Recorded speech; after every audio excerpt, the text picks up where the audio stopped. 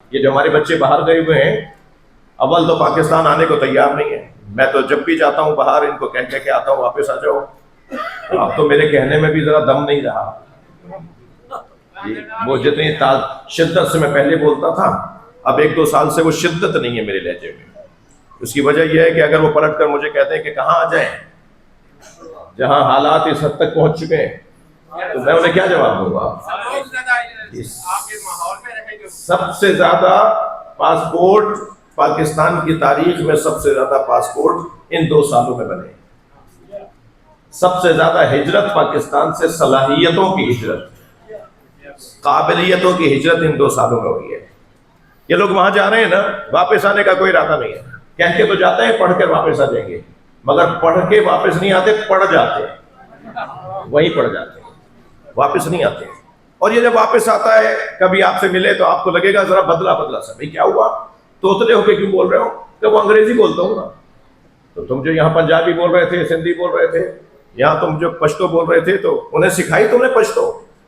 انگریزوں کو پنجابی سکھائی. اس کی وجہ کیا ہے؟ وجہ یہ ہے کہ ہمیں اپنے اوپر اعتماد نہیں ہے.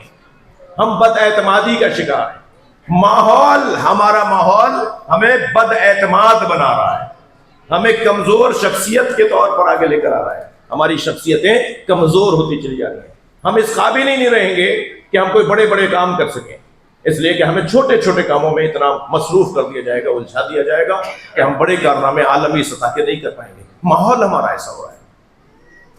لیکن عزیزان گرامی، جو ہمت والے لوگ ہوتے ہیں، جو حوصلے والے لوگ ہوتے ہیں، جن کی عادتیں، جن کے مزاج منظم ہو چکے ہوتے ہیں اور نظریات کی بنیاد پر جی رہے ہوتے ہیں، وہ کہیں بھی چلے جائیں وہ بدلتے نہیں ہیں.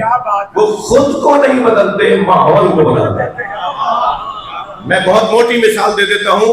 علامہ اقبال جب جرمنی پڑھنے کے لیے گئے، انہوں نے میونخ یونیورسٹی سے پی ایچ ڈی کیا تھا نا، فلسفہ جو انہوں نے ایران میں فلسفے کی تاریخ پر پی ایچ ڈی ہیں. وہ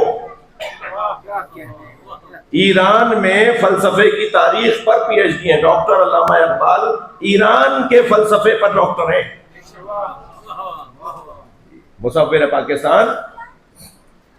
تو وہاں جا کے انہوں نے ضد پکڑ لی کہ میں تو انگریزی میں پڑھوں گا، میں تو جرمن زبان میں نہیں پڑھوں گا.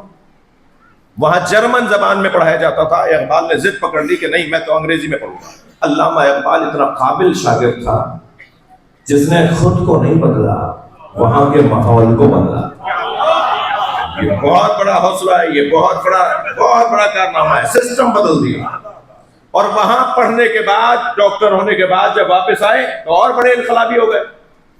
وہاں سے واپس آنے کے بعد تو وہ کچھ اور ہو جاتے نا، لیکن نہیں، علامہ اقبال واپس آنے کے بعد اور بڑے انقلابی، اور بڑی معاشرے کی بہتری اور ترقی کے لیے ان کے خیالات اور زیادہ بڑھ گئے.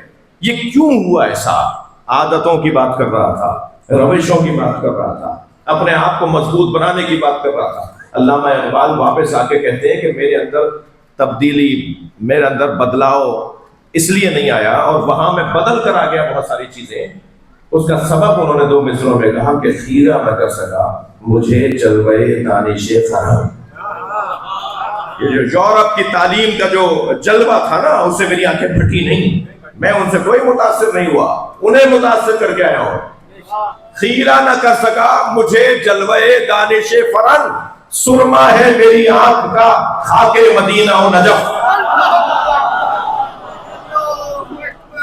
جس کی آنکھوں میں خاک مدینہ اور خاک نجف کا سرما لگا ہوا ہو، وہ یورپ کو دیکھے گا، وہ جرمنی اور فرانس اٹلی کو دیکھے گا، وہ پیرس کو دیکھے گا، وہ تو مدینے کو دیکھ رہا ہے، وہ تو نجف کو اور کربلا کو دیکھ رہا ہے. جتنا مضبوط سرمایہ میرے عزیزو ہمارے پاس ہے، اتنا کسی کے پاس نہیں ہے. مگر کیا ہو رہا ہے کہ والدین کا حال یہ، اساتذہ کا حال وہ، ماحول کا حال یہ. اب تو صرف ایک ہی امید ہے، وہ ہے توفیق من اللہ. اللہ کی غیبی مدد کے علاوہ کوئی اور، حالات خراب ہیں مگر نا امید اللہ پسند نہیں کرتا، نا امیدی کو پسند نہیں کرتا. توفیق من اللہ.